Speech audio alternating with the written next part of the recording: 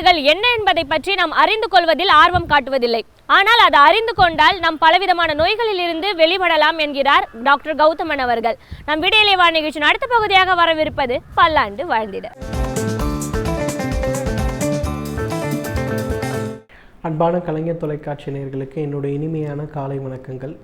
இன்றைக்கி நம்ம பார்க்கக்கூடிய தாவரத்துடைய பெயர் பேய் கும்மட்டிக்காயின்னு சொல்லக்கூடிய ஒரு கொடி வகை தாவரத்தையும் அதிலிருந்து கிடைக்கக்கூடிய காயை பற்றி தான் பார்க்க போகிறோம்.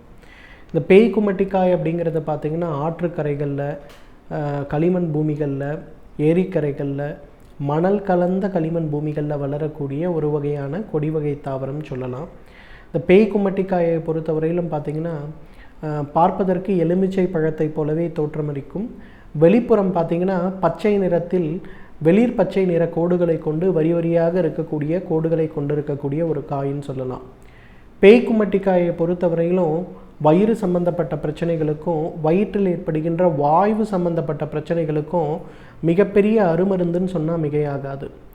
பொதுவாக இன்றைக்கு ஆன்டாசிட் அப்படின்னு சொல்லக்கூடிய மருந்துகளை வயிற்று எரிச்சல்களுக்கும் வயிறு சம்பந்தப்பட்ட வாயு பிரச்சனைகளுக்கும் கொடுக்கின்ற ஒரு மருந்தாக உபயோகப்படுத்தப்படுவதை நம்ம பார்க்குறோம்.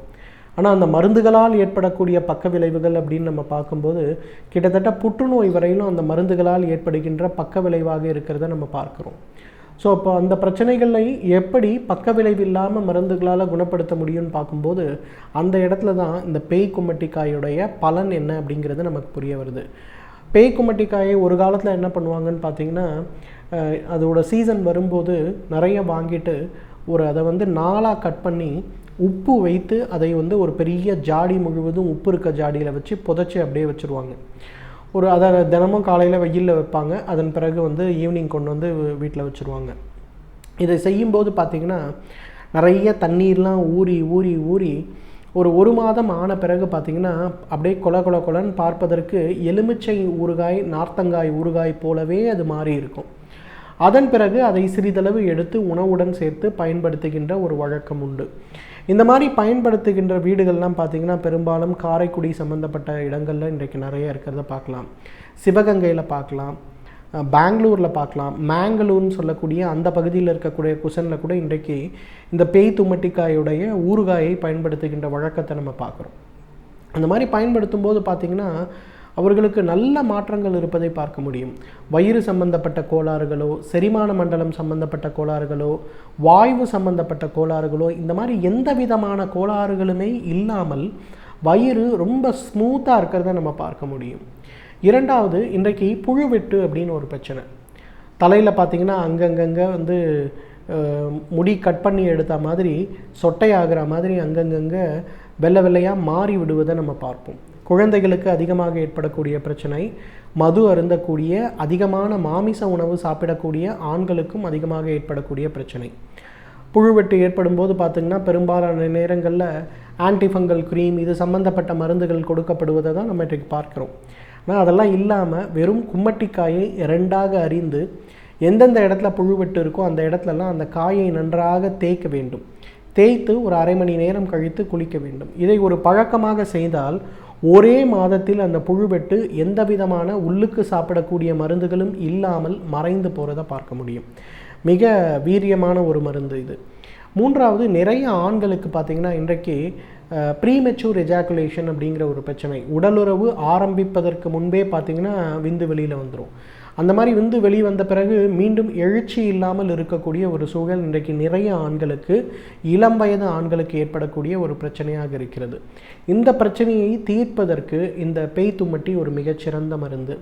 ஏற்கனவே சொன்ன மாதிரி பேய் தும்மட்டியை உப்பில் எப்படி இட்டு பதப்படுத்தினோமோ அதே போல் பாரம்பரிய மருத்துவ முறையில் என்ன பண்ணுறாங்கன்னா வெள்ளத்தில் இட்டு பதப்படுத்தி எடுக்கக்கூடிய ஒரு வகையான லேகியம் மாதிரி ஒரு ப்ரிப்பரேஷன் ஒன்று இருக்குது. நிறைய பழைய வைத்தியர்கள் பார்த்திங்கன்னா இந்த மாதிரி ஆண்மை குறைவு சம்மந்தப்பட்ட பிரச்சனையோடு போகும்போது அவங்க இந்த பேய் தும்மட்டிக்காயிலிருந்து எடுக்கக்கூடிய லேகியத்தை தான் மருந்தாக கொடுப்பாங்க. அதை சாப்பிடும்போது பார்த்திங்கன்னா ஒரு மாத காலத்திலேயே இந்த ப்ரீமெச்சூர் எஜாக்குலேஷன் பிரச்சனை குறையிறத பார்க்க முடியும். ஆண்மையில் இருக்கக்கூடிய அந்த பலவீனம் மறைந்து போகிறத பார்க்க முடியும். இது ரெண்டத்திற்குமே இந்த பேய் தும்மட்டிக்காய் வெள்ளத்தில் இட்டு பதப்படுத்தி எடுக்கக்கூடிய அது ஒரு மிகச்சிறந்த மருந்துன்னு சொல்லலாம். இன்றைக்கு மூல நோய் நிறைய பேருக்கு பார்த்திங்கன்னா இன்றைக்கு மூல நோய் இருக்கிறது. மலம் கழிக்க முடியவில்லை, கான்ஸ்டிபேஷன் இருக்குது, இல்லை மோஷன் போகும்போது எனக்கு ரத்தத்தோடு போகுது, இல்லை சில நேரங்களில் மோஷன் போகும்போது அந்த ஆசன வாயெல்லாம் வெடித்து எனக்கு ஃபிஷஸ் மாதிரி ஆகி வலிக்குதுன்னு சொல்கிறவங்க நிறைய பேர் இருக்காங்க.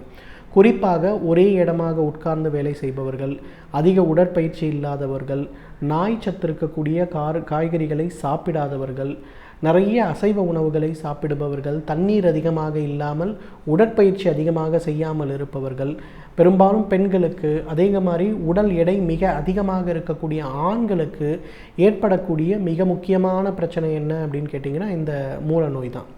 இந்த மூலநோய் ஏற்படும் போது பார்த்திங்கன்னா அது உடலை மிக கடுமையாக பாதிக்கிறது.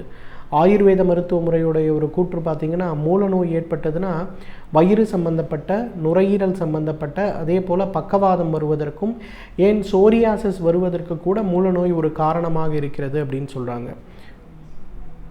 இதை தடுப்பதற்கு ரொம்ப சுலபமாக என்ன பண்ணலான்னு பார்த்திங்கன்னா, இந்த பேய்த்தும்மட்டியிலிருந்து எடுக்கக்கூடிய காய், அதை நன்றாக வெயிலில் உலர்த்தி அரைத்து எடுக்கக்கூடிய அந்த சூரணம், ஒரு தேக்கரண்டை சூரணம் ஒரு அரை டம்ளர் மோரில் போட்டு கலந்து காலை ஒரு முறை, இரவு ஒரு முறை, உணவுக்கு முன்பு அப்படின்னு சொல்லி சாப்பிடும்போது மிக வேகமாக அந்த மூலநோய் சிறிது சிறிதாக அதனுடைய தாக்கம் குறைவதை பார்க்கலாம். இன்றைக்கு நிறைய பேருக்கு பார்த்திங்கன்னா மன அழுத்தம் அப்படிங்கிற ஒரு பிரச்சனை இருக்குது. நிறைய பேர் தான் ஒரு மனநோயாளி அப்படிங்கிறத ரெக்கக்னைஸ் பண்ணாமல் இன்றைக்கி வாழ்ந்துட்டுருக்காங்க. தூக்கம் என்னால் தூங்க முடிவதில்லை அப்படின்னு சொல்கிறத ரொம்ப சாதாரணமாக எடுத்துக்கிறாங்க. ஆனால் தூக்கம் அப்படிங்கிறது தான் நம்ம உடலை நன்றாக வைத்திருக்க வேண்டிய மிக முக்கியமான ஒரு செயல் அப்படிங்கிறத நம்ம யாருமே கவனிக்கிறது இல்லை. எந்த அளவுக்கு தூக்கத்தை அப்யூஸ் பண்ண முடியுமோ அந்த அளவுக்கு தூக்கத்தை அப்யூஸ் பண்ணக்கூடிய ஒரு உயிரினமாக இன்றைக்கு மனிதன் தான் இருக்கிறாங்க. அப்போ அந்த மாதிரி தூக்கம் இல்லாமல் இருக்கும்போது இளம் வயதிலேயே சர்க்கரை நோய், இதய நோய், இதய சம்பந்தப்பட்ட பாதிப்புகளை கொண்டிருக்கக்கூடிய நோய்கள், இந்த மாதிரி நிறைய பிரச்சனைகள் ஏற்படுறதை பார்க்குறோம். குறிப்பாக பெண்கள் பார்த்திங்கன்னா அந்த மாதவிலக்கு முடிகின்ற நேரங்களில் மெனோபாஸ்ன்னு சொல்லக்கூடிய பிரச்சனை வரும்போது அவங்களுக்கு அதோட சேர்ந்து வருகின்ற முக்கியமான பிரச்சனை தூக்கமின்மை தான். சிலர்லாம் பார்த்திங்கன்னா நான் தூங்கியே 10 வருஷம் ஆச்சுன்னு சொல்லவங்க கூட இருக்காங்க. அந்த மாதிரி இருக்கிறதுனால புற்றுநோய் உட்பட எல்லா நோயும் நமக்கு ஏற்படுவதற்கு வாய்ப்பு இருக்குது. இப்போ தூக்கத்தை இயற்கையான முறையில் உண்டாக்குவதற்கு இந்த பேய் தும்மட்டிக்காய்க்கு சக்தி உண்டு. இந்த பேய் தும்மட்டிக்காயிலிருந்து பதப்படுத்தி எடுக்கக்கூடிய அந்த ஊறுகாய் ஒரு 2 கிராம்ங்கிறது ஒரு 1/4 டீஸ்பூன் அளவுக்கு எடுத்து காலை ஒரு முறை உணவுக்கு முன்பு, இரவு ஒரு முறை உணவுக்கு முன்பு அப்படிங்கிற மாதிரி சாப்பிட்டாலே அவங்களுக்கு ஒரு மாத காலத்திலேயே தூக்கத்துடைய அளவில் மாற்றம் ஏற்படுவதை பார்க்கலாம். நிறைய பேர் பார்த்திங்கன்னா காலையில் என்னால் தூங்க ஒரு ராத்திரியில் 2 மணி நேரம் தான் என்னால் தூங்க முடியுது, இல்லை விடிகாலையில் 5 மணிக்கு தான் எனக்கு தூக்கம் வருதுன்னு சொல்கிற பெண்கள் நிறைய பேர் இருக்காங்க. அவங்களுக்கெல்லாம் பார்த்திங்கன்னா இரவு 9:30 அல்லது 10 மணிக்கு படுத்தாலே அவர்களுக்கு தூக்கம் ஏற்படுவதை பார்க்க முடியும். நேரம் ஆக ஆக அவர்களுடைய தூக்கத்துடைய கால அளவு அதிகரிக்கிறத நம்ம பார்க்க முடியும். ஒரு 6 மாதத்தில் 5லிருந்து 6 மணி நேரம் நன்றாக தூங்குகின்ற ஒரு வழக்கம் உருவாவதை நம்ம பார்க்கலாம். அந்த அளவுக்கு சக்தி இந்த பேய் தும்மட்டிக்காய்க்கு உண்டு. எனவே நேயர்களே, இந்த பேய் தும்மட்டிக்காயை பொறுத்தவரையிலும் வயிறு சம்பந்தப்பட்ட உபாதைகளுக்கும், ஆண்மை குறைவு சம்பந்தப்பட்ட பிரச்சனைகளுக்கும், தூக்கம் சம்பந்தப்பட்ட கோளாறுகளுக்கும் இயற்கை கொடுத்திருக்கின்ற மிகச்சிறந்த அருமருந்து. தகுந்த மருத்துவ ஆலோசனையின் பேரில் சரியான முறைப்படி இதை உபயோகப்படுத்தினோமேயானால் நம்மாலும் பல்லாண்டு காலம் ஆரோக்கியமாக வாழ்ந்திட முடியும். சமூகத்தில் எந்த ஒரு செயல்பாட்டில் ஈடுபட்டாலும் அதில் நாம் சிந்தித்து செயல்பட வேண்டும் என்கிறார் மனுஷபுத்திரன் அவர்கள். நம் விடையிலேவா நிகழ்ச்சியின் அடுத்த பகுதியாக வரவிருப்பது தீதும் நன்றும்.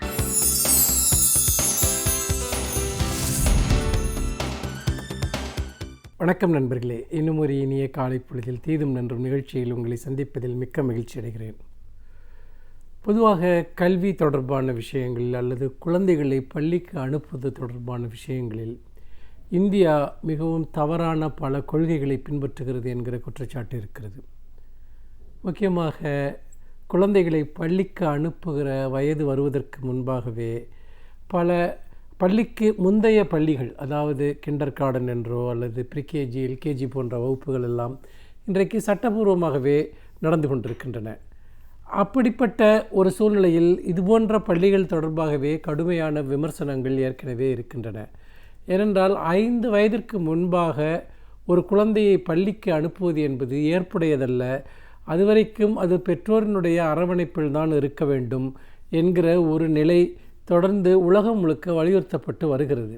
ஆனால் நடைமுறை யதார்த்தம் என்பது வேறொன்றாக இருக்கிறது. முக்கியமாக இது போன்ற வேலைக்கு செல்லக்கூடிய பெற்றோர்கள் அவர்களுடைய ஒரு நெருக்கடி நடைமுறை சிக்கல்கள் என்றால், நிறைய இடங்களில் கூட்டு குடும்ப முறை என்பது உடைந்து, அதாவது நீங்கள் பெற்றோர்கள் வெளியே சென்று விட்டால் பிள்ளைகளை பார்த்து கொள்வதற்கு வீட்டில் பெற்றோர்கள் இருப்பார்கள் என்கிற நிலையெல்லாம் மாறி நகர்ப்புறங்களில் இதுபோன்ற தனி குடும்பங்களாக வாழக்கூடியவர்கள் இருவருமே வேலைக்கு செல்பவர்களாக இருந்தால் குழந்தைகளை பராமரிப்பது எப்படி என்கிற ஒரு கேள்வி எழுகிறது. இந்த கேள்வியின் காரணமாகவே இன்றைக்கு பள்ளிக்கு முந்தைய வகுப்புகளினுடைய எண்ணிக்கை அல்லது அதற்கான ஒரு பயிற்சி முகாம்கள் மிகவும் பெரிய அளவிற்கு அதிகரித்து வருவதை நாம் பார்க்கிறோம். இது குழந்தைகளுக்கு உளவியல் ரீதியாக பல்வேறு விதமான சிக்கல்களையும் நெருக்கடிகளையும் உண்டாக்குகிறது என்கிற ஒரு குற்றச்சாட்டு நீண்ட காலமாக இருந்து வருகிறது. இன்னொரு புறம் நீங்கள் பார்த்தீர்கள் என்றால், பெற்றோர்களினுடைய எண்ணம் என்னவாக இருக்கிறது என்றால், மிக சீக்கிரமாகவே குழந்தைகளை பள்ளிக்கு அனுப்புவதன் மூலமாக, அதாவது 2.5 வயது 3 வயதின் மூலமாகவே அனுப்புவதன் மூலமாக அந்த குழந்தைகளை சீக்கிரமே ஒரு மேதைகளாக்கி விடலாம் என்கிற ஒரு எண்ணம் நிறைய பெற்றோர்களுக்கு இருக்கிறது. ஆனால் அது நடைமுறையில் அறிவியல் படி அது சாத்தியமற்ற ஒன்று. சீக்கிரம் நம்முடைய குழந்தைகள் எழுத கற்றுக்கொள்ள வேண்டும், படிக்க கற்றுக்கொள்ள வேண்டும், இன்னும் பல்வேறு விதமான ஆடல் பாடல் கலைகளை எல்லாம் கற்றுக்கொள்ள வேண்டும், ஆங்கிலம் நன்றாக பேச வேண்டும், இப்படியெல்லாம் பல்வேறு விதமான தேவையற்ற ஒரு நிர்பந்தங்களை பெற்றோர்களை குழந்தைகளுக்கு உருவாக்குகிறார்கள். இவற்றை காசாக்க விரும்புகிறவர்கள் அதற்கேற்ற பல்வேறு விதமான பள்ளிகளை அவர்கள் தொடர்ந்து உருவாக்குகிறார்கள். இது உண்மையிலேயே பெற்றோர்களினுடைய நெருக்கடிகள் அல்லது அவர்கள் கொடுக்க குழந்தைகள் தொடர்பாக இருக்கக்கூடிய பேராசைகள் இவற்றை பணமாக மாற்றுகிற ஒரு மிகப்பெரிய வர்த்தகம் என்று பரவலாக நடந்து கொண்டிருக்கிறது. அதில் ஒன்றுதான் பிளே ஸ்கூல் என்று சொல்லக்கூடிய விளையாட்டு பள்ளிகள். கிட்டத்தட்ட ஒரு 2-2.5 வயதிலெல்லாம் கூட குழந்தைகளை அந்த பள்ளிகளில் கொண்டு போய் விட்டுவிடுகிற ஒரு காட்சிகளை நாம் பார்க்கிறோம். இந்த பிளே ஸ்கூல் என்பது உண்மையில் ஒரு பகல் நேரத்தில் குழந்தைகளை வைத்து அவர்களுக்கு சிறு சிறு பயிற்சிகளை கொடுப்பதற்கான, அவர்களை விளையாட வைத்து தூங்க வைப்பதற்கான ஒரு இடமாக கூட பார்க்கப்படுகிறது. ஆனால் பல சமயங்களில் இந்த பிளே ஸ்கூல் என்று சொல்லக்கூடிய இந்த விளையாட்டு பள்ளிகள் என்பது அங்கீகாரமற்ற வகையில் நடக்கின்றன. பல கார்ப்பரேட் நிறுவனங்கள் பெரிய அளவிற்கு நெட்வொர்க் என்று சொல்வார்களே, ஒரு வலைப்பின்னலாக ஏதாவது ஒரு வீட்டை எடுத்துக்கொள்ள வேண்டியது, அந்த வீட்டில் இந்த ஒரு பிளே ஸ்கூல் என்கிற ஒரு போர்டு வைத்து அதன் மூலமாக இந்த குழந்தைகளுக்கு பயிற்றுவிக்கிறோம் என்று மிகப்பெரிய அளவிற்கான ஒரு கட்டணங்களை வசூலிக்கக்கூடிய ஒரு காட்சியும் கூட பார்க்கிறோம். ஒரு சில குறிப்பிட்ட நிறுவனங்களின் பெயரால் ஏராளமான அத்தகைய விளையாட்டு பள்ளிகள் என்பது இயங்குகின்றன. ஆனால் இந்த பள்ளிகளில் பெரும்பாலானவை ஒரு பள்ளிக்கான எந்த விதமான அடிப்படையான ஒரு விதிமுறைகளையும் நிறைவேற்றவில்லை, அரசிடம் அனுமதி பெறவில்லை என்பதுதான் யதார்த்தமாக இருக்கிறது. சமீபத்தில் இது தொடர்பாக சென்னை வில்லிவாக்கத்தைச் சேர்ந்த ஒருவர் ஒரு வழக்கை நீதிமன்றத்தில் தொடுத்திருக்கிறார். அதில் அரசு அனுமதி பெறாமல் நடைபெறுகிற இதுபோன்ற பள்ளிகளின் மீது நடவடிக்கை எடுக்க வேண்டும் என்கிற கோரிக்கையை முன்வைத்திருக்கிறார். ஆனால் இது தொடர்பான விஷயங்கள் ஏற்கனவே பலமுறை அரசின் பார்வைக்கு கொண்டு வரப்பட்டும் அரசு இந்த பள்ளிகளை கண்காணிப்பதற்கான சில முயற்சிகளை எடுப்பது போன்ற ஒரு தோற்றத்தை ஏற்படுத்தினாலுமே கூட முறையான நடவடிக்கைகள் எதுவும் எடுக்கப்படவில்லை என்பதுதான் உண்மை. தமிழ்நாட்டில் கிட்டத்தட்ட 6000 பள்ளிகள் அப்படி செயல்படுகின்றன என்று சொல்கிறார்கள். இந்த பள்ளிகளினுடைய முக்கியமான ஒரு பிரச்சனை என்னவென்று நீங்கள் பார்த்தீர்கள் என்றால், மிக அதிகப்படியான கட்டணம் வசூலிக்கிறார்கள். ஒரு குழந்தைகள் விளையாட்டு பள்ளி என்று இருந்தால் கூட அவர்கள் விளையாடுவதற்கான இந்த சட்டபூர்வமாக வரையறுக்கப்பட்டிருக்கக்கூடிய இட வசதிகளோ உபகரணங்களோ அங்கே இல்லாமல் இருப்பது. இன்னும் சொல்லப்போனால் பெற்றோர்களுடைய சுமையை குறைக்கும் விதமாக அந்த பிள்ளைகளை அந்த ஒரு குறிப்பிட்ட மணி நேரத்திற்கு அவர்கள் வைத்துக் கொள்கிறார்கள் என்பதை தவிர அவர்கள் வசூலிக்கிற கட்டணங்களுக்கு பல சமயங்களில் எந்த ஒரு அர்த்தமும் இருப்பது கிடையாது. இப்படி புற்றீசல் போல பெருகுகிற இந்த விளையாட்டு பள்ளிகள் என்பது இன்றைக்கு ஒரு மிகப்பெரிய அளவிற்கான ஒரு வர்த்தகமாக மாறிவிட்டது. இதில் முக்கியமாக பாதுகாப்பு தொடர்பான பிரச்சனைகள் இருக்கின்றன. பல பள்ளிகளுக்கு வாகனங்கள் கூட கிடையாது, முறையான ஒரு பார்க்கிங் வசதி அங்கு கிடையாது. நான் சில விளையாட்டு பள்ளிகளை நானே நேரில் சந்தித்திருக்கிறேன். அதாவது நிறைய குழந்தைகளை, ஒரு 300-400 குழந்தைகளெல்லாம் படிக்கக்கூடிய பள்ளிகளெல்லாம் கூட இருக்கின்றன. பெற்றோர்கள் அவர்களை விட்டுவிட்டு திரும்பவும் அழைத்துச் சொல்கிற அந்த நேரத்தில் ஏற்படக்கூடிய இட நெருக்கடிகள் மிகப்பெரிய அளவுக்கு இருப்பதை பார்க்க முடிந்திருக்கிறது. அப்படிப்பட்ட ஒரு சூழ்நிலையில் இதுபோன்ற வர்த்தகங்களின் மீது அரசிற்கு ஒரு குறிப்பிட்ட அளவிற்கான எந்தவித ஒரு பார்வையும் இல்லை, கட்டுப்பாடும் இல்லை என்பது மிக ஆபத்தான ஒன்று. முதலில் விளையாட்டு பள்ளிகள் என்கிற இந்த சித்தாந்தமே சரிதானா என்பதை நாம் பார்க்க வேண்டும். ஏனென்றால் மிகச் சிறு வயதில் பெற்றோர்களிடமிருந்து பிரிக்கப்படுகிற குழந்தைகள் உளவியல் ரீதியாக மிகுந்த தனிமை உணர்ச்சிக்கு ஆளாகிறார்கள் என்கிற ஒரு செய்தி தொடர்ந்து சொல்லப்படுகிறது. ஒரு புதிய சூழ்நிலையில் அந்த இதுபோன்ற ஒரு குழந்தைகளுக்கு கற்பிப்பது என்பது அல்லது ஒரு இடத்தில் விட்டுவிட்டு வருவது என்பது அவருடைய ஆண் மனதில் ஒரு இன்செக்யூரிட்டி, ஒரு பாதுகாப்பின்மையை உருவாக்குகிறது. இது பிற்காலத்தில் அவர்களுக்கு பல்வேறு விதமான ஆளுமை சிதைவுகளை ஏற்படுத்துகின்றன என்கிற ஒரு கருத்து இருக்கிறது. இன்னொன்று, அதுபோன்ற ஒரு சூழலில் போய் பழகுகிற குழந்தைகள் வேறு பல குழந்தைகளோடு அவர்கள் உறவு கொள்வதற்கான அந்த வயது, அதாவது அவர்கள் தொடர்பு கொள்வதற்கான அந்த வயது வருவதற்கு முன்பே ஒரு பெரிய ஒரு கூட்டத்தின் நடுவே விடுவது என்பது அவர்களுக்கு ஒரு கம்யூனிகேஷன், அதாவது தொடர்பியல் சார்ந்து பல சிக்கல்களை ஏற்படுத்துகின்றன என்றும் தொடர்ந்து சொல்லப்படுகிறது. அப்படிப்பட்ட ஒரு சூழலில் தான் பெரும்பாலும் குழந்தைகளை ஒரு குறிப்பிட்ட வயது வரைக்கும் எந்த சுமையும் இல்லாமல் அவர்களை நேரடி பராமரிப்பில் நாம் பாதுகாப்பது மிக மிக முக்கியம். அப்படி பராமரிக்கிற போது மட்டும்தான் அந்த குழந்தைகளுக்கு தன்னம்பிக்கையும் வாழ்க்கையுடனான ஒரு நேரடியான ஒரு உறவும் ஏற்படும். மாறாக இதுபோன்ற வர்த்தக நோக்கங்களுக்காக ஆரம்பிக்கிற இந்த பிளே ஸ்கூல்கள் அல்லது இந்த விளையாட்டு பள்ளிகள், இவர்கள் குழந்தைகளுக்கு ஏதோ ஒரு சிறப்பான கலையை கற்றுக் கொடுத்து விடுவார்கள், அவர்களை ஒரு மிகப்பெரிய விற்பனர்களாக மாற்றி விடுவார்கள் என்பது நம்முடைய மிகப்பெரிய அறியாமை. உண்மையில் குழந்தைகள் குழந்தைகளாக இருக்க வேண்டும். குழந்தை பருவத்தை அவர்கள் முழுமையாக அனுபவிக்க வேண்டும். மாறாக கற்பித்தல் என்கிற ஒரு விஷயத்திற்குள் 2 வயது 3 வயதிற்குள் எல்லாம் குழந்தைகளை கொண்டு செல்வது என்பது அடிப்படையில் குழந்தைகளுடைய உடல்நலத்திற்கும் மனநலத்திற்கும் எதிரானது மட்டுமல்ல, அது இயற்கையினுடைய நீதிக்கும் புறம்பானது என்பதை நாம் மறந்துவிடக்கூடாது. குழந்தைகள் குழந்தைகளாக இருக்கும் வரை அவர்கள் குழந்தைகளாகத்தான் நடத்தப்பட வேண்டும். அதில் எந்த விதமான மாற்று கருத்திற்கும் இடமில்லை.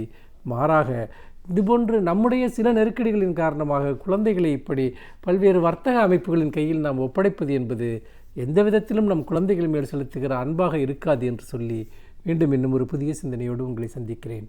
நன்றி, வணக்கம். பல்வேறு துறைகளை சார்ந்த பிரபலங்கள் அவர்களுடைய அனுபவங்களை நம்முடன் பகிர்ந்து கொள்ளும் போது அது நமக்கு சிறந்த தூண்டுகோலாக அமைகின்றது. அந்த வகையில் இன்றைய சிறப்பு விருந்தினர் யார் என்பதை பற்றியும் அவர்கள் என்ன அனுபவங்களை நம்முடன் பகிர்ந்து கொள்ளப் போகிறார் என்பதையும் பார்க்கலாம். நம் விடியலை வா நிகழ்ச்சியின் அடுத்த பகுதியாக வரவிருப்பது சிறப்பு விருந்தினர் பகுதி.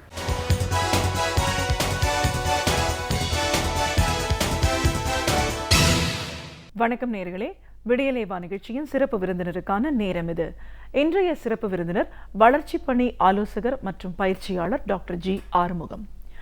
ஒரு தொழில் முனைவோராக வரணும்னு நினைக்கிறவங்க, வாழ்க்கையில் சாதிக்கணும் அப்படின்னு நினைக்கிறவங்க ஆரம்ப கட்டத்தில் எந்த மாதிரியான ஒரு திறன்களை அவங்க வளர்த்துக்கணும், சக்ஸஸ் அப்படிங்கிறது எவ்வளோ தூரம் சுலபமாக கிடைக்கும், ஒருத்தங்களை முழுமையான ஒரு பயிற்சியும் ஒரு ஆலோசனையும் எடுத்துக்கிட்டா கிடைக்கும் அப்படின்னு பல விஷயங்களை கருத்துக்களை இன்னைக்கு நம்ம அவர்கிட்ட கேட்டு தெரிஞ்சுக்கலாம். வணக்கம் சார். வணக்கம். வளர்ச்சி பணி ஆலோசகராக பயிற்சியாளராக எங்கள் நிகழ்ச்சிக்கு உங்களை நாங்கள் முதல்ல வரவேற்கிறோம் சார். வளர்ச்சி பணி அப்படின்னு நம்ம பேசும்போது இன்றைக்கி இருக்கிற இளைய சமுதாயத்தினர், இளைஞர்கள் அப்படின்னு நம்ம பார்க்கும்போது அவங்க என்னதான் படித்து முடித்து அதிகப்படியான ஒரு மார்க் அதோட வெளியில் வந்தாலும் ஒரு தொழில் அவங்களோட அடுத்த நிலைன்னு போகும்போது ரொம்ப கடினமாக இன்றைக்கி பார்க்கக்கூடிய ஒரு சூழல் தான் பார்க்குறோம். இதில் எங்கே அந்த குறைபாடு நடந்திருக்குது?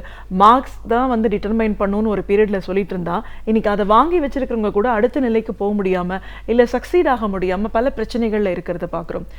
இன்றைக்கி இளைஞர்களோட வாழ்க்கை மேம்பாடு அடையணும் அப்படின்னு நம்ம நினைக்கிறோம்னா அதில் முதல்ல நம்ம என்ன செய்யணும்? அந்த வாழ்க்கைக்கான வெற்றி அப்படிங்கிறது எந்த காலகட்டத்தில் அவங்களுக்கு உண்மையிலேயே கிடைக்கும் இப்படின்னு நிறைய கேள்விகள் இருக்குது சார் உங்ககிட்ட கேட்டுக்கிறதுக்கு. இப்போ முதல்ல இன்றைக்கி இருக்கிற இளைய சமுதாயத்தினர் அவங்களோட வாழ்க்கையில் மேம்பாடு அடைய ஒரு வேலைக்கு போனாலும் அடுத்த நிலைக்கு போகிறதுக்கும் இல்லை புதிய தொழில்களை தானே தொடங்கி செய்யணும் அப்படின்னு நினைக்கிறவங்க முதல்ல தெரிஞ்சுக்க வேண்டிய விஷயங்கள் என்ன சார்? ரொம்ப முக்கியமான விஷயம் என்னென்னா, ஒரு காலகட்டத்தில் ஒரு 450 460 500க்குன்னு எடுக்கிறது ஒரு மிகப்பெரிய விஷயமா இருந்தது. இன்றைக்கி நாங்கள் வேடிக்கையாக எங்களுடைய ப்ரோக்ராம்களோட சொல்கிறது என்னென்னா 500க்கு 502 எடுக்கணுங்கிற ஒரு சூழ்நிலை இன்றைக்கி இருக்க வேண்டியதில்லை. இன்றைக்கி மார்க்குங்கிறத மையப்படுத்தி இருக்குது. ஆனால் நாங்களும் கல்லூரிகளில் இந்த பர்சனாலிட்டி டெவலப்மெண்ட், கேரியர் டெவலப்மெண்ட், என்டர்ப்ரனர்ஷிப்லாம் எடுக்கிறப்ப மார்க் நிறைய எடுத்திருப்பாங்க. நான் இப்போ ஜிபிஏலாம் சொல்கிற மாதிரி பார்த்தீங்கன்னா 9.5 9.6லாம் இருக்கும்.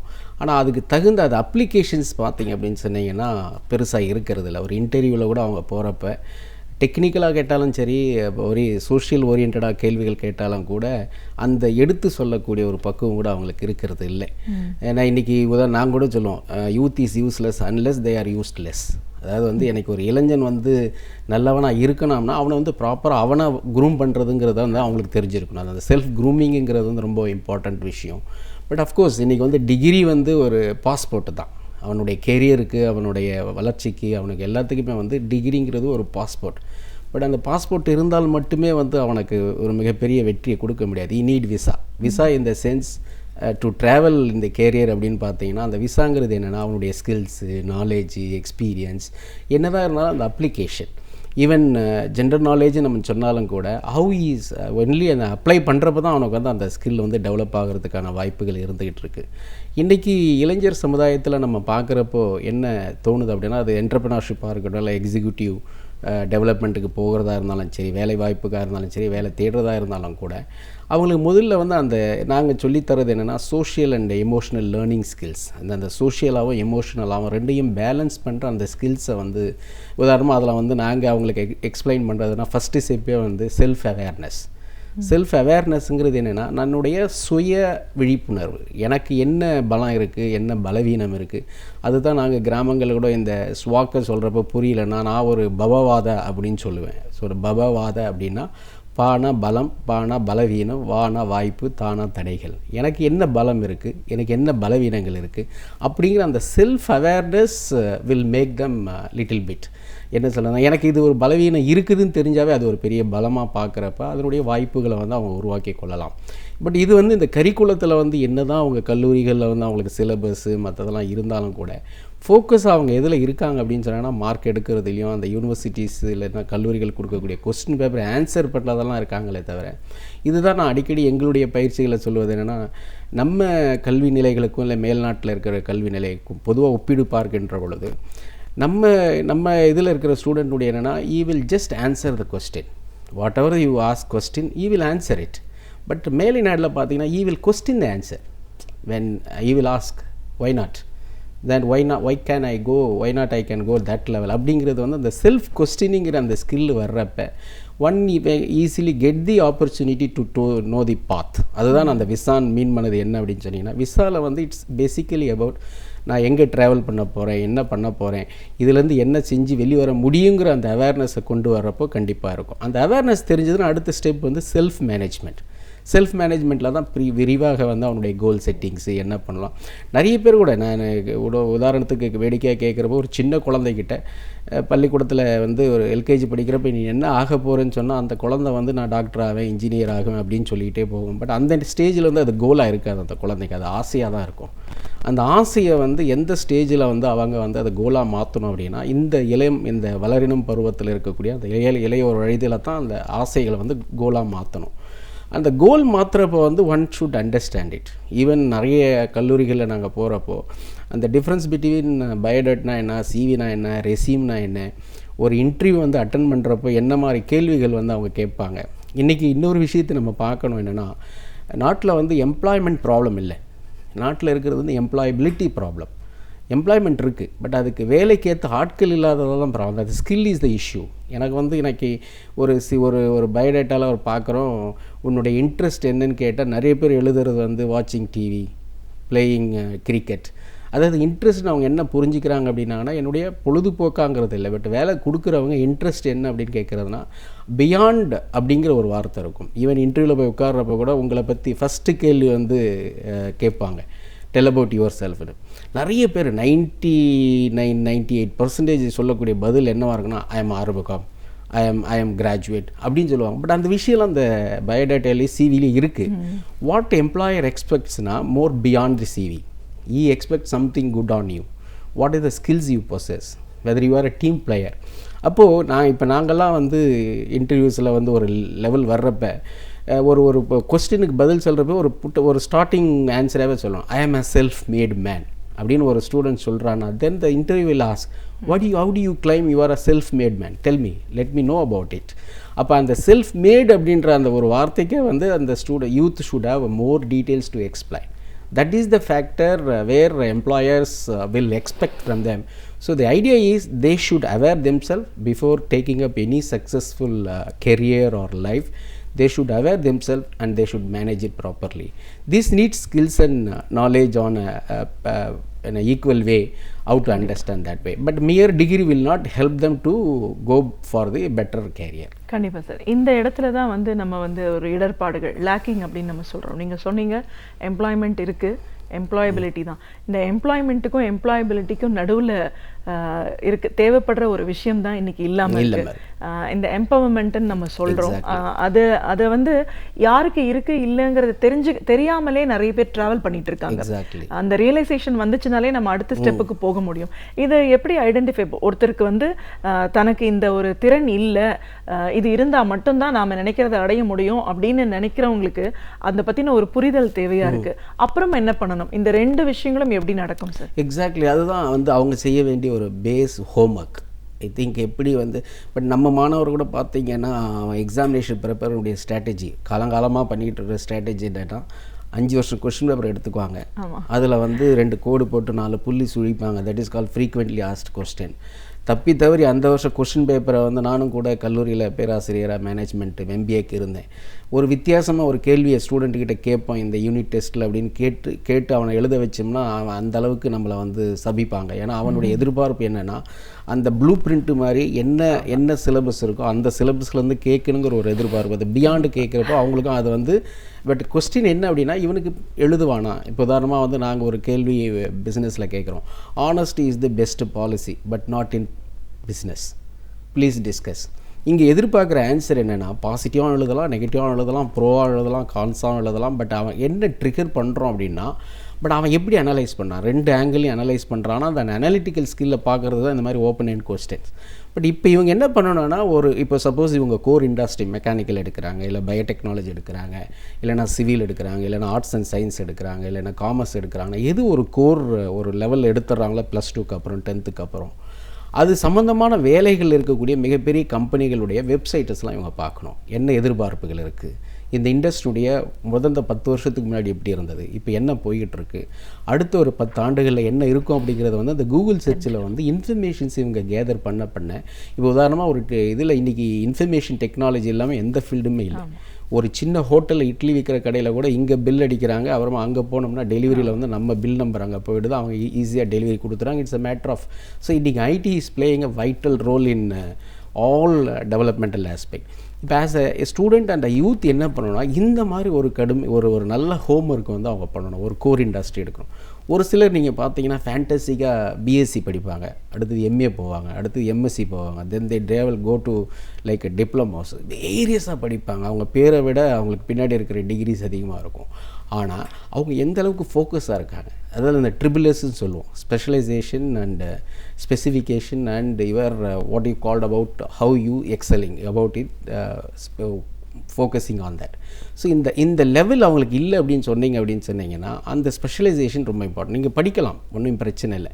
பட் எனக்கு வந்து அதிகமாக வேணும், அங்கே இங்கே கிடைக்குதுங்கிறத விட ஒரு லெவல் போயிட்டு அதுலேருந்து பிரான்ச் அவுட் பண்ணிக்கிட்டே போகிறப்போ உங்களுடைய நாலேஜும் இது வந்து வைடர் ஆகும். நிறைய மாணவர்கள் ஸ்டூடெண்ட்ஸ் என்ன பண்ணுறாங்கன்னா திடீர்னு இது நார்மலாக இன்றைக்கி கூட கவுன்சிலிங் இப்போ நடந்துக்கிட்டு இருக்குது. கவுன்சிலிங்களோட பார்க்குறப்ப நாங்கள் நிறைய பேருக்கு சஜஷன் பண்ணுறது என்னென்னா, ஒன்று நீங்கள் காலேஜை மையப்படுத்தி கோர்ஸ் எடுங்க. சப்போஸ் நீங்கள் காலேஜில் நான் படிக்கணும்னு இதுதான் என்னுடைய எய்ம், இந்த யூனிவர்சிட்டியில் நான் படிக்கணும்னு எய்ம்னா அதில் இருந்து என்ன பிரான்ச் உங்களுக்கு ஓப்பனாக இருக்கோ அந்த பிரான்ச் எடுத்து படிக்கிறதுங்கிறது ஒரு விதமான டெசிஷன். இல்லைன்னா காலேஜை மறந்துடுங்க, you focus on your branch. I want to become a mechanical, எங்கே கிடைச்சாலும் படிக்கிறேன். ஆனால் நான் எங்கே கிடைச்சாலும் அதுக்கு படிக்கிறப்ப அதில் இருந்து இருக்கக்கூடிய டைவர்சிஃபிகேஷன் அந்த லெவல் ஆஃப் அவங்க போகினாங்கன்னா ரொம்ப சிறப்பாக இருக்கும்.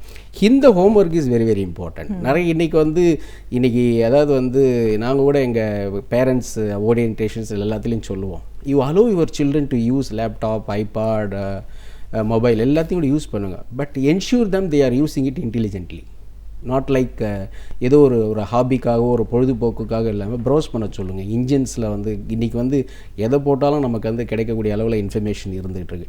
பட் இன்ஃபர்மேஷன் நிறைய இருந்தாலும் அதில் இன்னொரு அடிஷ்னல் அவங்களுக்கு ஸ்கில் என்ன இருக்கணும்னா அதை தரம் பிரித்து எதை வந்து எங்கே அப்ளை பண்ணுறதுங்கிறது வந்து they need counselling. I think இந்த ஸ்டேஜஸில் தான் என்னன்னா they need a mere counselling, proper mentoring. அதுக்கு நிறைய நிறுவனங்கள், NGOs ப்ளஸ் ஈவன் யூனிவர்சிட்டிஸ் டிபார்ட்மெண்ட்டில் எல்லா காலேஜஸ்லேயும் கூட இன்றைக்கி வந்து ஒரு கவுன்சிலிங் அண்ட் மென்டாரிங் வந்து ஒரு ஃபோக்கஸ் கொடுக்குறாங்க. அந்த கவுன்சிலிங்கில் உட்காந்து இது என் ஐடியாவை நான் ஸ்டார்ட்லிட் பண்ணியிருக்கேன் சார், இதை என்ன பண்ணலாமா, ஏது பண்ணலாமா அப்படிங்கிற அந்த ஒரு கைடன்ஸ் எடுப்பார்கள் என்று சொன்னால் நிச்சயமாக இன்றைக்கி யூஜி ஏன்னா இன்னொரு 5 வருஷம் 6 வருஷத்தில் பிஜி முடித்தா தான் கேரியர் அப்படிங்கிற ஒரு நிலைமை கண்டிப்பாக உருவாகிட்டுருக்கு. வெறும் இன்றைக்கி டெக்னிக்கல்னால் பிஇங்கிறது ஒரு பிளாட்ஃபார்ம், ஆர்ட்ஸ் அண்ட் சயின்ஸ்னால் ஒரு MA MSc அப்படிங்கிறது வந்து இன்றைக்கி ஒரு பிளாட்ஃபார்ம். ஆனால் வருங்காலத்தில் அன்லெஸ் அதர்வைஸ் நம்ம ஒரு பிஜியோட ஸ்பெஷலைசேஷனும் பண்ணலை அப்படின்னு சொன்னால் இவங்களுடைய கெரியருங்கிறது வந்து ஒரு சின்ன ஒரு கேள்விக்குறியாக தான் இருக்கும். ஆக அந்த homework is very very important. எல்லாருக்குமே இருக்கக்கூடிய ஒரு விஷயம்தான். இன்றைக்கி எல்லாரும் வேலைக்கு போகணும் அப்படின்னு நினைக்கிறாங்க. ஜாப்க்கும் கேரியருக்கும் என்ன ஒரு டிஃப்ரென்ஸ் இருக்குது சார்? இது நல்ல இதெல்லாம் நாங்கள்லாம் வந்து கல்லூரிகள் அவங்க படிக்கிறப்பே ப்ரொஃபஸர்ஸும் அந்த டெவலப்மெண்ட் செல்ஸும் அவங்களுக்கு டீச் பண்ணணுன்றது எங்களுடைய ஈவன் ப்ரொஃபஸர்ஸ்க்குலாம் நாங்கள் கிளாஸஸ் சொல்கிறப்போன்னு சொல்லுவோம்.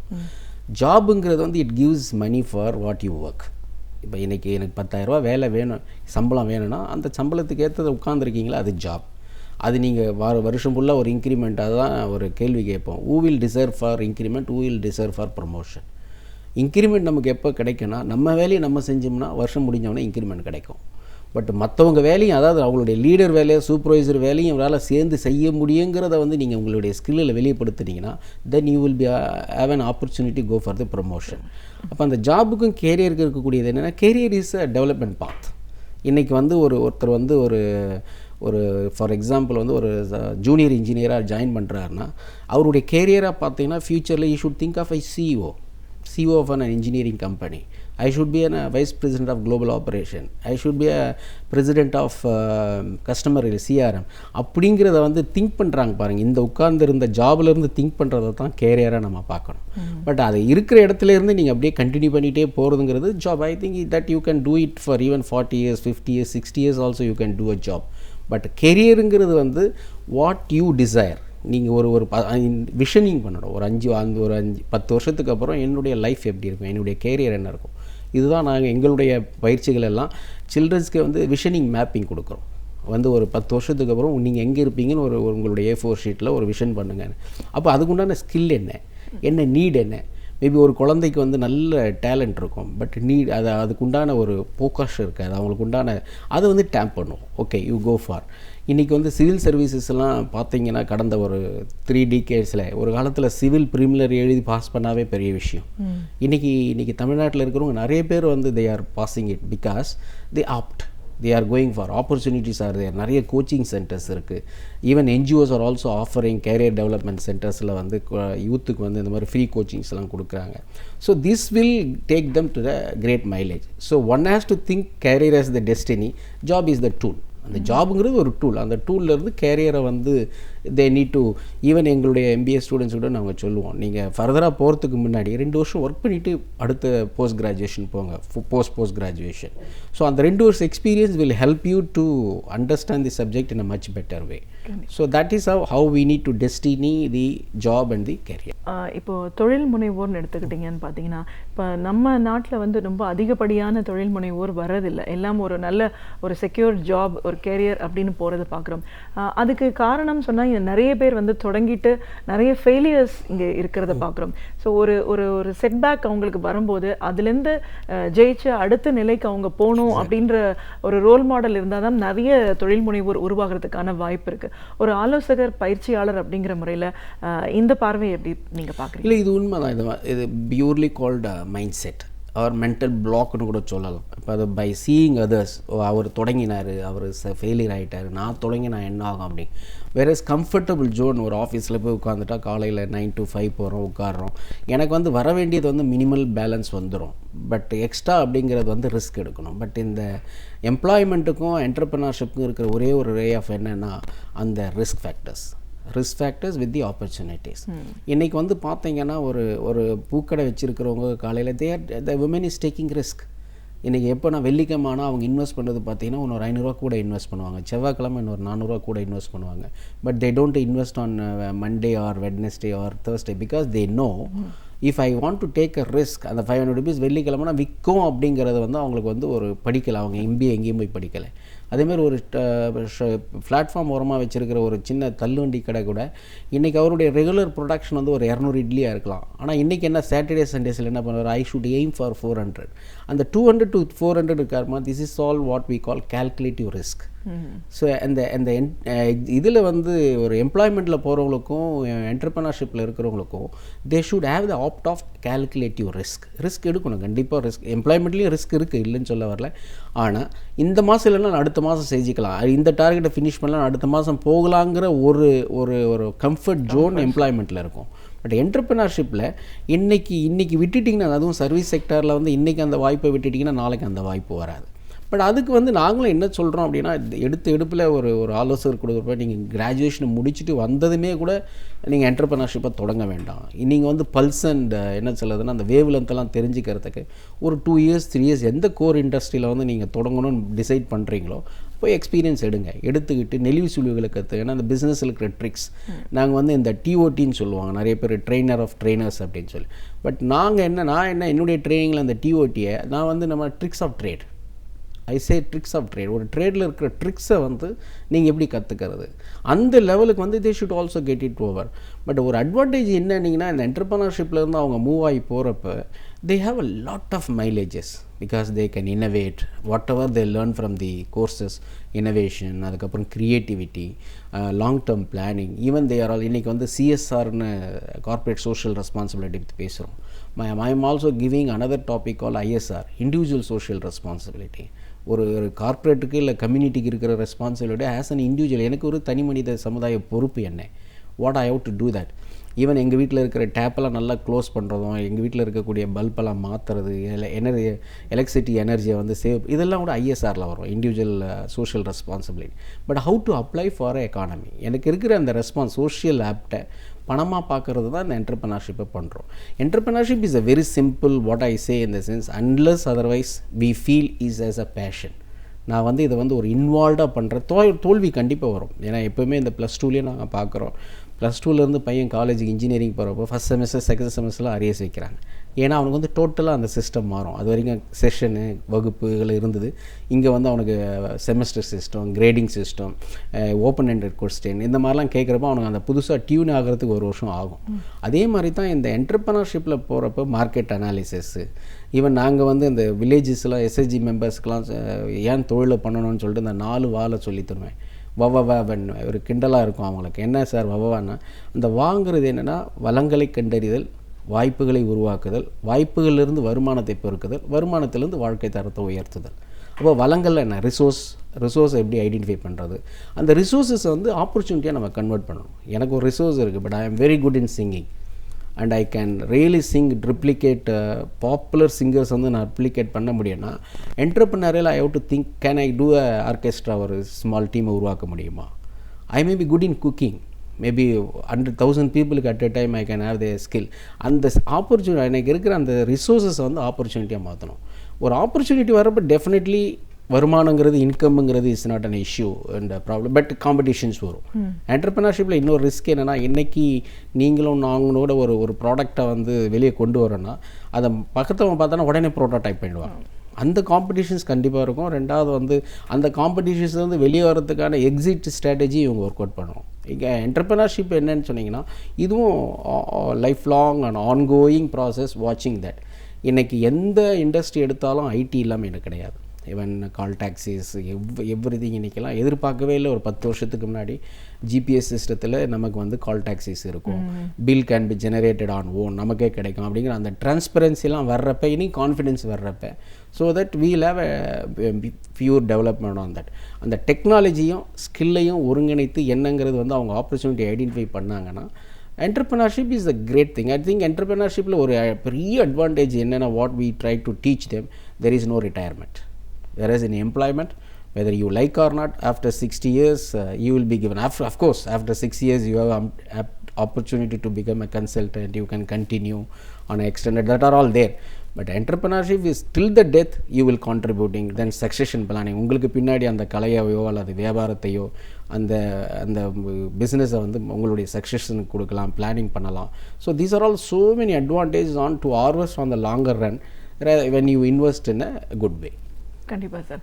ஒரு வளர்ச்சி பணி ஆலோசகர் மற்றும் பயிற்சியாளர் அப்படிங்கிற முறையில் இந்த வளர்ச்சி அப்படிங்கிறது என்ன, ஒரு +2 கல்லூரி முடிச்சுட்டு வெளியில் வரவங்க வாழ்க்கையில் பெரிய விஷயங்களை சாதிக்கணும்னு நினைக்கிறாங்க, ஆனால் ஆரம்ப நிலையிலேயே நிறைய இடர்பாடுகளை சந்திக்கக்கூடிய சூழல் ஏன் வருது, எங்கே அவங்களுக்கு வந்து கடினம்னு நினைக்கிறாங்க, அதற்கான ஒரு பயிற்சி ஆலோசனைன்னு வரும்போது யார் இதை கொடுத்துட்ருக்காங்க, இந்த பயிற்சி அவங்களுக்கு அடுத்த நிலைக்கு போகிறதுக்கு எவ்வளோ தூரம் உதவிகரமாக இருக்குது, ஒரு கேரியர் ஜாபை வந்து நம்ம எப்படி பிரிச்சுக்கணும், ஆரம்பத்தில் ஒரு வேலையை வந்து நம்ம ஒரு கருவியாக எடுத்துக்கிட்டு அடுத்த நிலைக்கு போக வேண்டிய அவசியம் என்ன இருக்குது, இப்போ இருக்கிற காம்படிஷனில் இது எல்லாத்தையும் புரிஞ்ச ஒரு மனிதனால தான் வாழ்க்கையில் சக்சீட் ஆக முடியும்னு பல விஷயங்களை கருத்துக்களை எங்களோட முழுமையாக பகிர்ந்ததுக்கு நன்றி. ரொம்ப நன்றி.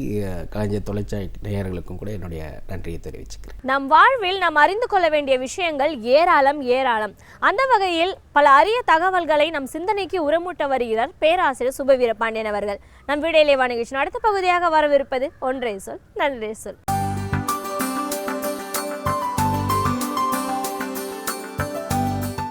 அனைவருக்கும் என் அன்பு வணக்கம்.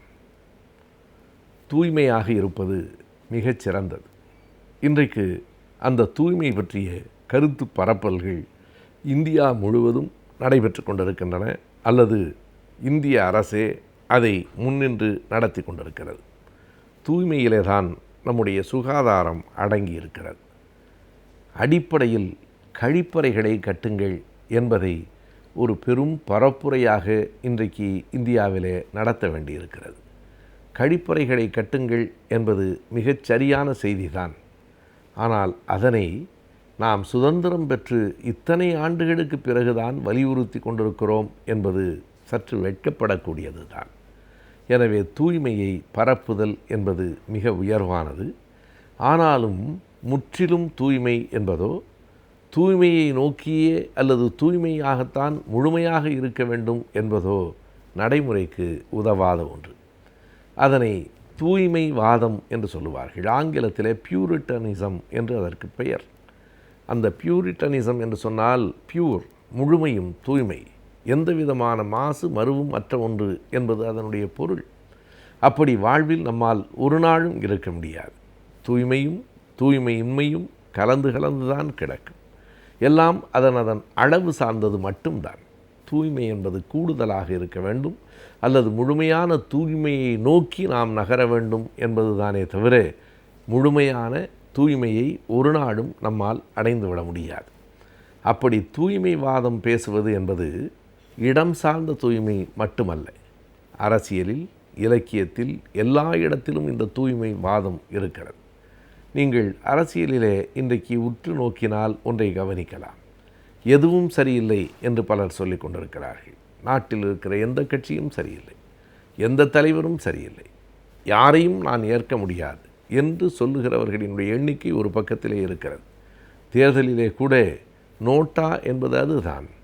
மேலே இருக்கிற எவரையும் நான் ஏற்கவில்லை என்று சொல்லுகிற போது, எவரையும் ஏற்கவில்லை என்றால் நீ ஏற்கப்பட வேண்டியவனாக மாற வேண்டும், அல்லது இருக்கிறவர்களில் ஒருவரை ஏற்றுக்கொள்ள வேண்டும். முடியாது, எவரையும் என்னால் ஏற்றுக்கொள்ள முடியாது என்று சொன்னால் அதற்கு என்ன தீர்வு என்று ஒரு பெரிய கேள்வி இருக்கிறது. யாரையுமே ஏற்றுக்கொள்ள முடியாது என்று சொல்லுகிற அந்த தூய்மை வாதம் இருக்கிறதே, அது எங்கே கொண்டு போய் நம்மை நிறுத்தும் என்றால் ஒரு சீரழிவிலே தான் கொண்டு போய் நிறுத்தும். இருக்கின்ற எல்லாவற்றையும் சரியில்லை என்று சொல்லி அடித்து உடைத்து கலைத்து விட்டு பிறகு நாம் புதிதாக கட்டவில்லை என்று சொன்னால் அந்த கலைக்கப்பட்ட தரைமட்டமாக்கப்பட்ட இடம் நிர்மூலமாகத்தான் ஆகி போகும். எனவே இன்றைக்கு பலர் மற்றவர்களை எல்லோரையும் தூய்மையற்றவர்கள், யாரும் சரியில்லை என்று சொல்லுவதன் மூலம் மறைமுகமாக தாங்கள் மட்டுமே சரியானவர்கள் என்று சொல்லிக்கொள்ள முயற்சிக்கிறார்கள். அதற்குள் இருக்கிற நுட்பம் அதுதான். எவரும் சரியில்லை என்று சொன்னால் தான் மட்டும்தான் சரியானவன் என்று அதற்குள் ஒரு பொருள் பொதிந்து கிடக்கிறது.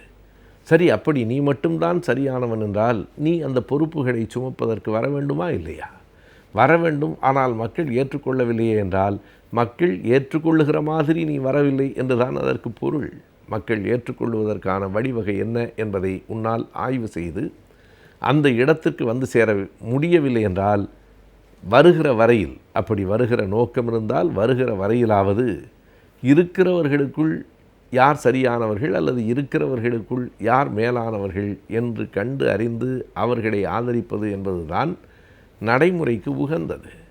எனவே எவரையும் ஏற்றுக்கொள்ள மாட்டோம் என்பது ஒன்று தூய்மைவாதம், இன்னொன்று வெறுப்பு அரசியல். எல்லோர் மீதும் ஒரு வெறுப்பை மூழ்கிறவர்கள், எந்த ஒன்றிலும் நிறைவு காணாதவர்கள், எப்போதும் எந்த செயலையும் செய்து முடிக்காதவர்களாகத்தான் இருப்பார்கள். அந்த வேலை எளிமையாக இருக்கிறது. எல்லாவற்றையும் புறந்தள்ளுவது எளிதாக இருக்கிறது. எந்த ஒன்றையும் ஆக்குவது கடினமாக இருக்கிறது. இருக்கின்றவைகளையெல்லாம் மறுதலிப்பதற்கு ஒரு பெரிய அறிவாளி வேண்டும் என்பதில்லை. யார் வேண்டுமானாலும் மறுதலிக்கலாம். ஆனால் ஒரு மிகச்சிறிய ஒன்றை கூட உருவாக்குவதற்கு மிகப்பெரிய அறிவு கூர்மையும் உழைப்பு திறனும் தேவைப்படுகிறது. எனவே ஆக்குகிறவன்தான் அடுத்த ஓர் புதிய வழியை உலகுக்கு தருகிறான் என்று பொருள். அழிப்பது எளிது, எல்லாவற்றையும் தள்ளுவது எளிது. அப்படிப்பட்ட ஒரு போக்கு இன்றைக்கு வளர்ந்து கொண்டிருக்கிறது. அந்த போக்கு அறிவாளிகளுக்கான அடையாளமாக வேறு காட்டப்படுகிறது. அதுதான் அதில் இருக்கிற சிக்கல். எல்லோரையும் முட்டாள் என்று சொல்லுகிறவன் அப்படி சொல்லுவதனாலேயே அறிவாளி ஆகிவிட மாட்டான். சில நேரங்களில் நாம் பார்க்கலாம், நாம் நடந்து போகிற போது மழை தூறல் வருகிறது என்று சொன்னால் இயல்பாக நம்மிடத்திலே இருந்து என்ன வரும்? அடடா மழை வருகிறதே என்கிற சொற்கள் தான் வெளிவரும். உடனே பக்கத்தில் இருக்கிற ஒருவர் கேட்பார், ஏன் மழையை பார்த்து பயப்படுகிறீர்கள் என்று கேட்பார். அப்படி கேட்பதன் மூலம் இவர்களெல்லாம் கோழைகள், அவர் வீரர் என்பதாக ஆகிவிடும். நாம் மழை வருகிறதே என்று தான் சொன்னோமே தவிர அது மழை கண்டு அஞ்சுவதாக அதற்கு பொருள் இல்லை. அஞ்சுவது அஞ்சாமை பேதமை என்பதையும் நாம் கணக்கிலே கொள்ள வேண்டும். எனவே மழை வருகிறதே என்கிற சொல்லுகிற போதே அவர்களெல்லாம் கோழைகள் என்று முடிவெடுத்து விட வேண்டியதில்லை. அப்படி மற்றவர்களையெல்லாம் கோழைகள் என்று சொல்லுவதன் மூலம் தான் மட்டுமே வீரன் என்று ஒருவன் மெய்ப்பித்து கொள்ள விரும்புகிறான் என்பதும் அதற்குள் அடங்கி கிடக்கிறது. எனவே எல்லோரையும் புறம் தள்ளுகிற ஒரு அரசியல் ஒரு வெறுப்பு அரசியல். அந்த வெறுப்பு அரசியலிலிருந்து எந்த ஒன்றும் விளையாது.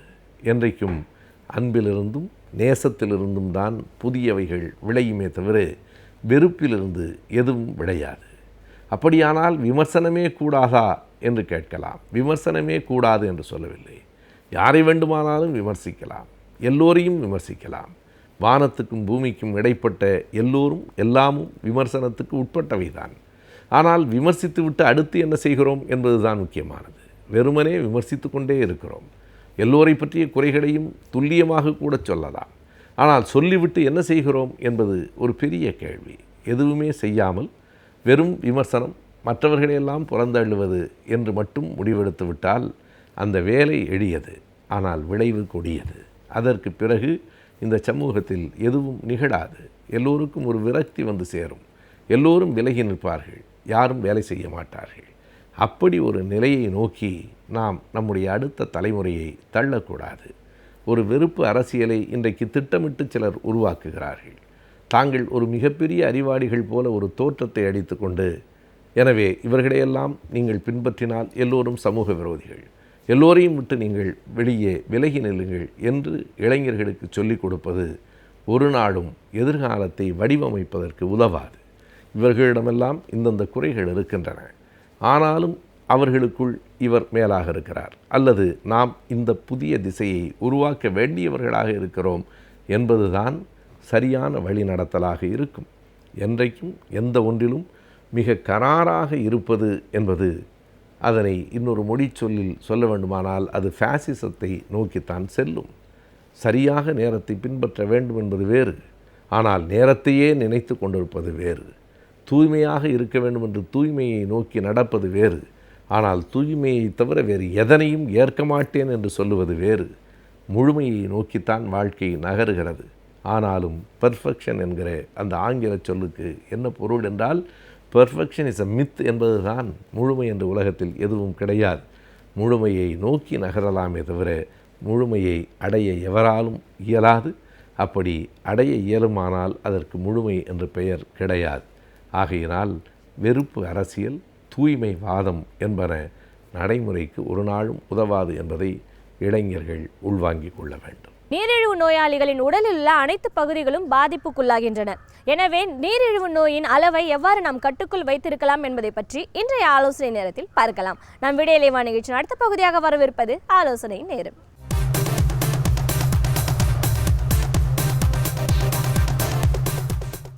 வணக்கம். இன்று நாம் சர்க்கரை நோய்க்கான சிகிச்சை முறைகளை பார்ப்போம். சர்க்கரை நோய்க்கான சிகிச்சை முறைகள் என்று வரும்பொழுது முதலில் இரு கண்கள் என்று நாம் சொல்லக்கூடிய உணவு மாற்றம் மற்றும் உடற்பயிற்சி, இதில் எந்த அளவு நம்மளுக்கு சந்தேகம் வேண்டாம். ஏன்னா உணவு மாற்றத்திற்கும் உடற்பயிற்சிக்கும் ஈடு இணையானது எதுவுமே கிடையாது. ஆனால் அதற்கப்புறம் சிகிச்சை முறை என்று வரும்பொழுது மாத்திரைகள் மற்றும் இன்சுலின் இரு வகையான சிகிச்சை முறைகள் இருக்குது. அப்போ எந்த இடத்துல மாத்திரைகள் பெரிய அளவில் யூஸ் பண்ணப்படுது, எந்த இடத்துல இன்சுலின் நமக்கு மிகவும் உபயோகமாக இருக்க போகுது அப்படிங்கிறத நம்ம பார்க்குறோம். பொதுவாகவே மக்களினுடைய மத்தியில் மாத்திரைகள் இன்சுலின் அப்படின்னாவே அந்த இரண்டுமே நம்மளுடைய உடல் உறுப்புகளை ஒருவேளை பாதிக்குமோ அப்படிங்கிற ஒரு பதட்டம் எல்லார்ட்டையுமே இருக்குது.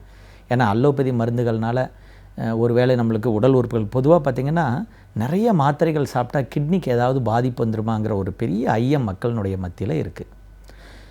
எங்களை பொறுத்தவரை பார்த்திங்கன்னா நம்மளுடைய உடல் உறுப்புகளினுடைய பாதிப்புக்கும் உங்கள் இரத்தத்தில் இருக்க சர்க்கரையினுடைய அளவுக்கும் தான் ஒரு தொடர்பு இருக்குது.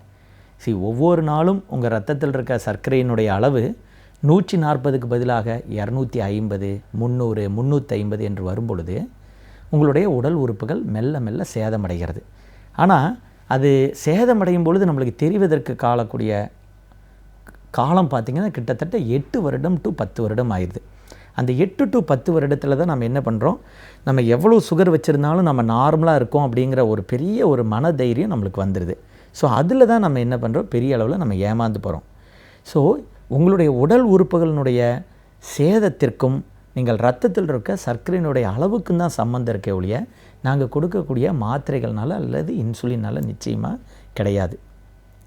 மாத்திரைகள்னு வரும்பொழுது சில பேருக்கு என்ன ஒரு பெரிய மனசு கஷ்டம்னா, ஒரு 10 மாத்திரை எங்களுக்கு எழுதிடுறாங்க டாக்டர் அப்படிங்கிற மாதிரி சொல்கிறாங்க.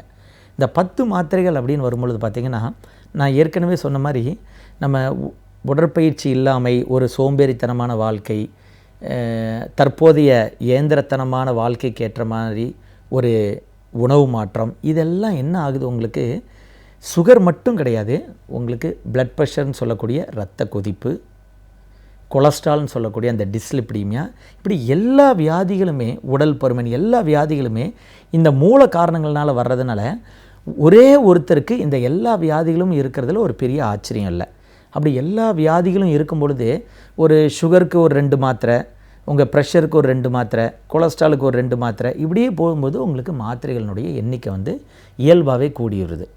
இன்னொன்று பார்த்திங்கன்னா, உங்களுடைய சுகர்னுடைய அளவுக்கு தகுந்த அளவுக்கு உங்களுக்கு மாத்திரைகள் போடக்கூடிய ஒரு சூழ்நிலை நம்மளுக்கு வந்துடுது.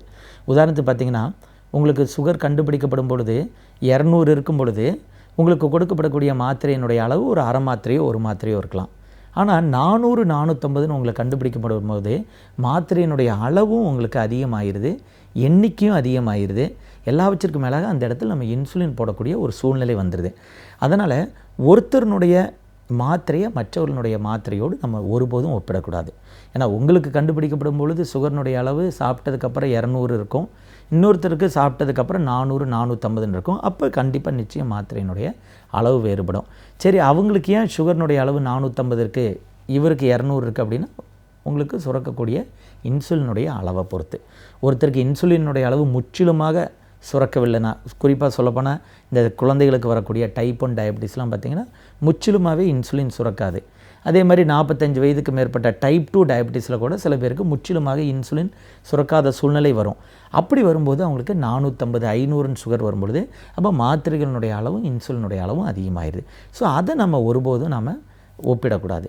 இன்னொரு பெரிய முக்கியமான உண்மை என்னன்னு பார்த்திங்கன்னா, இந்த சுகர்னுடைய லெவல் நார்மலுக்கு வந்தோடனே இந்த மாத்திரைகள் எல்லாத்திலையுமே விட்டுறலாமா அல்லது குறைத்து விடலாமா அப்படிங்கிற ஒரு பெரிய ஒரு குழப்பம் மக்கள் மனதில் இருக்குது.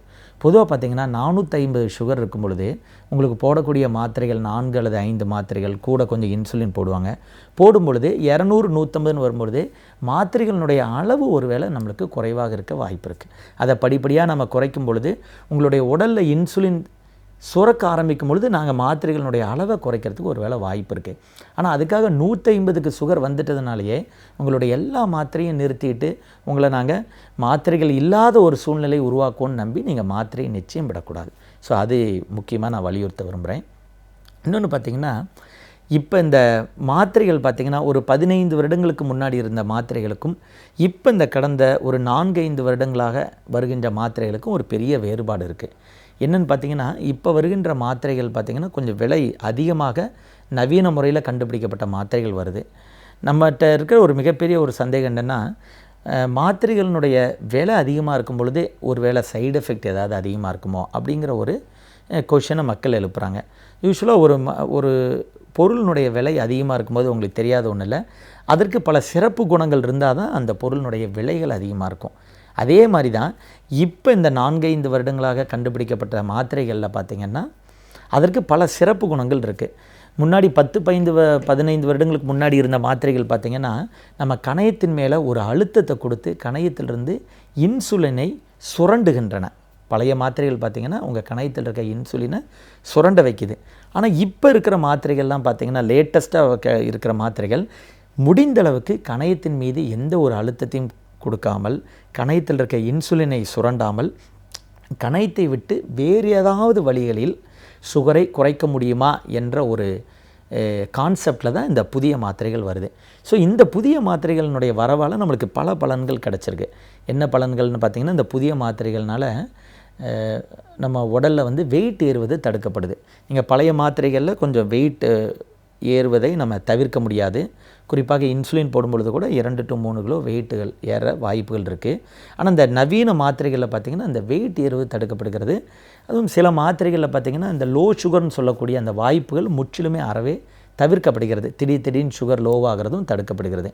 அப்போ இந்த 2 குணங்களும் இருக்கிறதுனால இப்போது அண்மையில் கண்டுபிடிக்கப்பட்ட மாத்திரைகளினுடைய விலைகள் நீங்கள் பார்த்திங்கன்னா கொஞ்சம் அதிகமாகவே இருக்குது. ஒருவேளை உங்களுக்கு எந்தவித பொருளாதார சிக்கல் ஏதும் இல்லைன்னா நிச்சயமாக இந்த மாத்திரைகளை நம்ம கண்டிப்பாக யூஸ் பண்ணிக்கலாம். அப்போ ஒரு 400-450 சுகர் இருக்கும் பொழுது மாத்திரைகளினுடைய எண்ணிக்கையை வைத்து ஒருபோதும் நீங்கள் மனம் தளராதீங்க. ஆனால் நீங்கள் உடல் உழைப்பையும் நீங்கள் உணவு மாற்றத்தையும் வெகுவாக நம்பினால் அதில் நீங்கள் ஒரு முழு மனதோடு ஈடுபடும் பட்சத்தில் உங்களுக்கு சுகரினுடைய அளவு வெகுவாக குறையும், மாத்திரைகளினுடைய எண்ணிக்கையும் வெகுவாக குறைவதற்கு வாய்ப்பு இருக்குது. இன்னொரு விஷயம் என்னென்னு பார்த்திங்கன்னா, இந்த இன்சுலின் 400-450 அப்படின்னு சுகர் வரும்போது நாங்கள் இன்சுலினை ரெக்கமெண்ட் பண்ணும்போதே மக்களினுடைய மனதில் ஒரு பெரிய ஐயம். எங்களை பொறுத்தவரை அந்த இன்சுலின் அப்படிங்கிறது ஒரு பெரிய ஒரு அரிய மருந்தாக தான் நாங்கள் நினைக்கிறோம். ஏன்னா உங்கள் உடம்புல சுத்தமாக இன்சுலின் இல்லாதப்ப நாங்கள் எவ்வளவு தான் மாத்திரைகள் போட்டாலும் அந்த மாத்திரைகள் மூலம் அந்த இன்சுலினை உரியக்கூடிய கெப்பாசிட்டி இருக்காது. ஒரு உதாரணத்துக்கு சொல்கிறோமே, நம்ம வீட்டில் நம்ம ஒரு போர் போடுறோம். அந்த போரில் சொல்லுவாங்க இப்போலாம் போர் 400 அடி 500 அடி போட்ட பிறகு நல்ல கம்ப்ரஸர் போட்டிங்கன்னா நல்லா தண்ணியை இழுக்கும்னு சொல்லுவாங்க. ஆனால் அந்த கம்ப்ரஸர் தண்ணியை இழுக்கணுன்னா கூட கொஞ்சமாவது உங்களுக்கு அந்த ஊற்று கசிந்தால்தான் இந்த கம்ப்ரஸர் கூட நன்றாக வேலை செய்து அந்த தண்ணீரை வெளியே எடுக்க முடியும். அதே மாதிரி தான் உங்கள் உடலில் கணையத்தில் ஓரளவாவது நம்மளுக்கு இன்சுலின் சுரக்கும் பட்சத்தில் தான் நம்ம கம்ப்ரஸர்னு சொல்லக்கூடிய அந்த மாத்திரைகளை போட்டு அந்த இன்சுலினை நம்ம உறிஞ்சி சர்க்கரையினுடைய அளவை கட்டுப்படுத்த முடியும். ஆனால் இன்சுலினே சுரக்காத பட்சத்தில் எவ்வளவு மாத்திரைகள் போட்டாலும் நம்மளால் எதுவுமே செய்ய முடியாது. அப்போ நம்மளுக்கு அந்த இன்சுலினுடைய உதவியை பெரிய அளவில் நம்ம நாட வேண்டியது இருக்குது. அப்படி ஒரு சூழ்நிலை வரும்பொழுது இன்சுலினை நீங்கள் மனம்போந்து ஏற்றுக்கொண்டு நீங்கள் தொடர்ந்து சிகிச்சை எடுத்து பயன்பெற வேண்டும் என்று கேட்டுக்கொள்கிறேன். நன்றி.